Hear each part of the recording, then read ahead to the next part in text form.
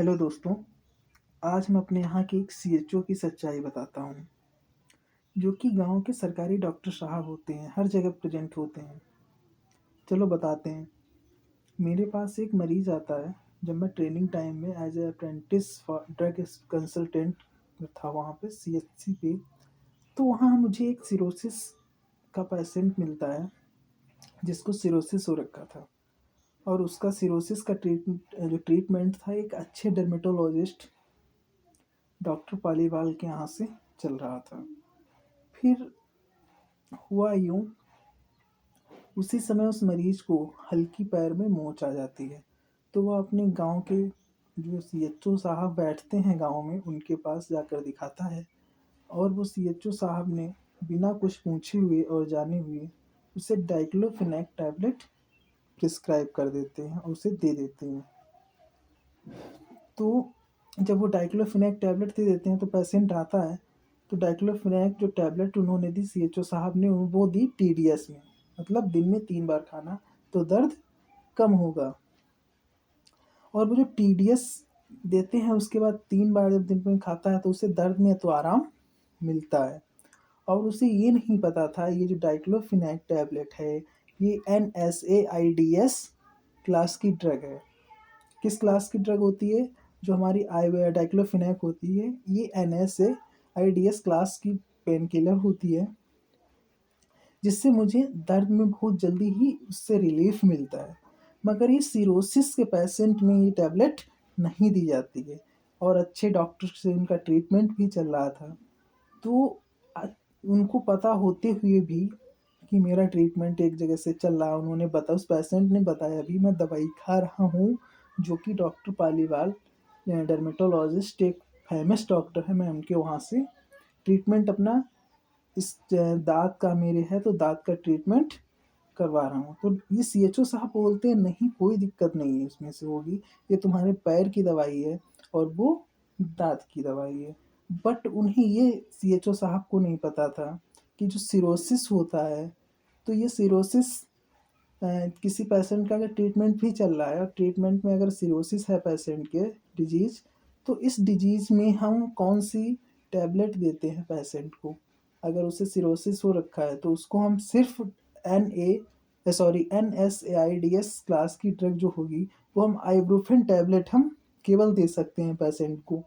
क्योंकि जो हमारी ये डाइक्लोफेनेक टैबलेट होती है, ये हमारी NSAIDs क्लास की ड्रग होती है। अगर इस क्लास की हम कोई भी ड्रग लेते हैं, सिरोसिस पेशेंट को देते हैं, तो ये जो चकत्ते होते हैं, वो क्या हो जाते हैं, उसमें ग्रोथ होने लगती है वो।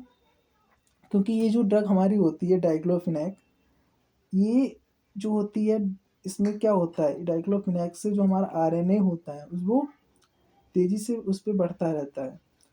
तो उससे क्या होता है, वो जो हमारा पेन होता है बॉडी का, वो कम हो जाता है। बट इन्होंने दे दी डाइक्लोफेनेक, सिरोसिस पेशेंट के था और उधर ड्रग चल रही थी सिरोसिस के पेशेंट की, जो भी अपनी ड्रग चला रहा है सिरोसिस की, ठीक है। तो जब सिरोसिस बढ़ता है फिर से, तो उसमें नाम खराब होता है उस डर्मेटोलॉजिस्ट का। वो पेशेंट बताता है कि ये जो डॉक्टर साहब हमसे पैसे भी लूट लिए, मगर कोई फ़ायदा नहीं हो रहा है। तो उसके बाद मैंने काउंसल किया उनसे, उस पेशेंट से। तो मैंने कहा, अंकल आप लाए कहाँ से थे उसकी दवाई, मुझे एक बार रेफ़र दिखाइए। तो वो लाते हैं, दूसरे दिन मुझे सीएचसी पे वो रेफ़र दिखाते हैं। तो वो रेफ़र देखने के बाद मैंने उनसे पूछा, और कुछ इसके साथ में दवाई भी ली थी आपने क्या? तो वो बताते हैं, हाँ सीएचओ साहब बैठते हैं, डॉक्टर साहब हमारे गाँव में सरकारी डॉक्टर हैं वो, उन्होंने मुझे ये टैबलेट दी थी। तो जब मैं उनकी टैबलेट देखता हूँ मैं उनकी टैबलेट, वो डाइक्लोफेनेक टैबलेट उनकी होती है। तो मैंने कहा, उनको बताया था कि मेरी ट्रीटमेंट उसका दाँत का ट्रीटमेंट या सिरोसिस का चल रहा है। ये दवा दिखाई थी जो डर्मेटोलॉजिस्ट ने दी थी।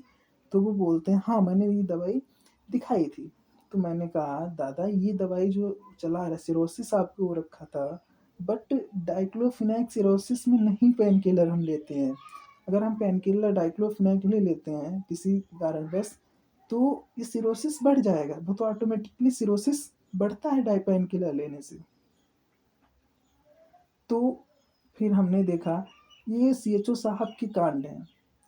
इसीलिए बोलते हैं दवाई का डिस्ट्रीब्यूशन सिर्फ फार्मासिस्ट के ज़रिए ही कराया जाए, वो भी रजिस्टर्ड फार्मासिस्ट होना चाहिए। और रजिस्टर्ड फार्मासिस्ट कुछ ऐसे भी होते हैं जो गवर्नमेंट कॉलेज से ना पढ़कर ये जो प्राइवेट होते हैं कॉलेज ठेका वाले जिन्हें बोलते हैं, उनसे करके आते हैं और उनको भी ड्रग के बारे में कोई नॉलेज नहीं होती है। तो मेरा इस वीडियो को बनाने का यही संदेश था आप लोगों तक पहुंचाने का कि कोई भी दवा अगर वो रजिस्टर्ड फार्मासिस्ट है और उसे अच्छा सा नॉलेज है तभी उस दवा को लें उससे। दवाई लेते समय आप ज़रूर ध्यान दें कि दवाई जो ले रहे हैं उसे कंसल्ट एक रजिस्टर्ड फार्मासिस्ट ही कर रहा है, और वो भी एक्सपीरियंस्ड फार्मासिस्ट के द्वारा कंसल्ट करिए। बिना फार्मासिस्ट की कंसल्ट कोई दवाई ना यूज़ करें। यही थी आज का यही थी मेरी कहानी, जो एक मेरे ओपीडी टाइम में पेशेंट को हमने उसका प्रैक्टिकली देखा है ये चीज़ें। तो मैं रूरल फैमिली जो है गाँव में रहती, उनसे मेरा अनुग्रह निवेदन है कि वो दवाई लेते समय रजिस्टर्ड फार्मासिस्ट से ही दवाई लें, क्योंकि ड्रग्स के बारे में फार्मासिस्ट के बेहतर कोई ड्रग कंसल्ट कर ही नहीं सकता। धन्यवाद।